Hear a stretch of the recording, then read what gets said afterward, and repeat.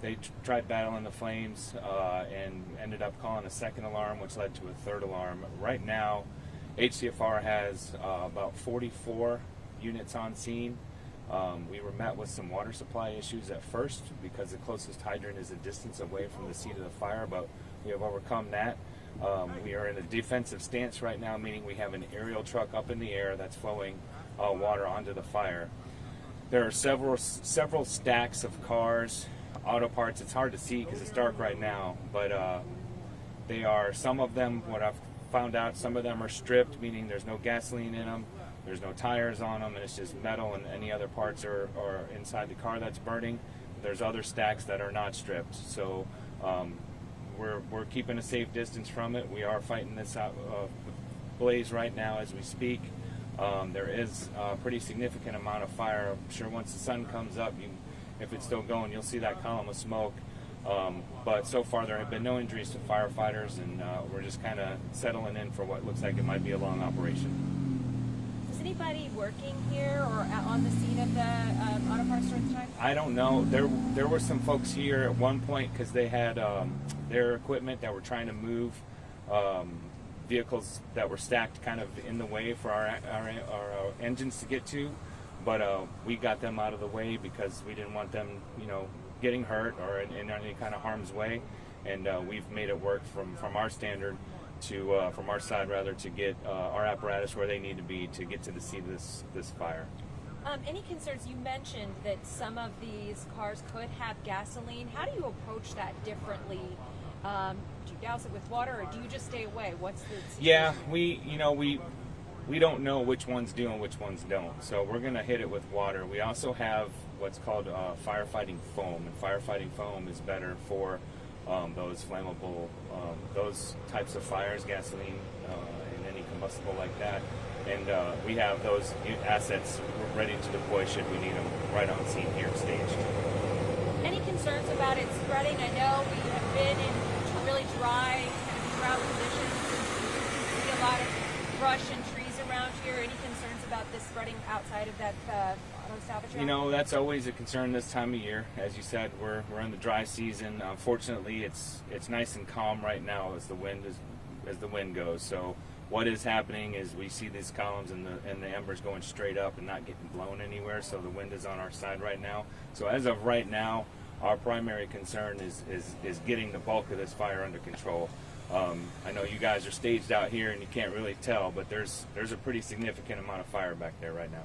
How far are we from the scene right here? You're probably, I don't know, half, 3/4 of a mile from it. Okay, and I noticed there were a lot of trucks. You trucks stationed in different areas. Yeah, so what we'll do is we'll have, when we call that second and third alarm, we'll have an individual be our staging officer, and we'll tell them, stage out here, and they're staging out on 41. This is old 41. They're staging out on 41, and then as we need those assets, we'll call them in. So they're real close, but they're not bottlenecking. I had you all stage out here because had you gone any further, you might not have made it out. There's trucks all over the place down there. There's fire hose that you can't drive over down there, and it's just a road just like this. So there's not a lot of room for our fire engines once they get down there to get out or get around. But right now, it's the personnel we need. We have those aerial operations going on with our truck, and we're just flowing water pretty continuously right now. Can you estimate how large the junkyard is? I mean, we're talking 100 cars, 1,000 cars? It's wow, over 100 cars. It's kind of hard to see right now because it's dark, but it's a pretty sizable operation back there. We're going to be here for a while. Those fires take a little bit of time. Once the flames are down, we got to make sure they're good and down. That's where that foam will probably come into play, and we'll lay a blanket of foam on it, keep it down. But I just sent out some media, a couple pictures, a couple videos that I took down there, and you'll see the scope of it when you see it. Our ladder truck is up in the air, about 100 feet in the air, and it kind of looks small compared to the plume of smoke and the flames and stuff right now. How many, do you know other businesses back there that are affected? I don't know, sir. I don't know any other businesses. Potentially be a rescue? I don't see it going multi-day. I think we have the resources we need. we'll have it under control, and then we'll hit those hot spots. Like I said, that term is called overhaul, where we make sure that we have that fire completely out, so we can safely leave the scene. But no, I don't anticipate it going multi-day. Again, it's kind of dark right now, and the only light we have in there right now is fire, and we're trying to put that out. So once the sun comes up and we can see a little bit better, we do have some some scene lighting staged in the area and up, so we can see a little bit of it. But the true scope of it won't be really determined until we get a little bit more visibility. Thank you. Okay. Yeah. Do we have Oh, a yeah. name?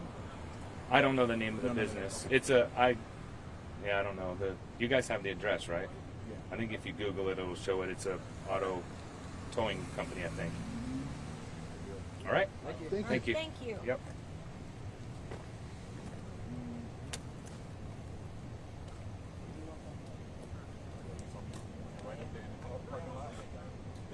That like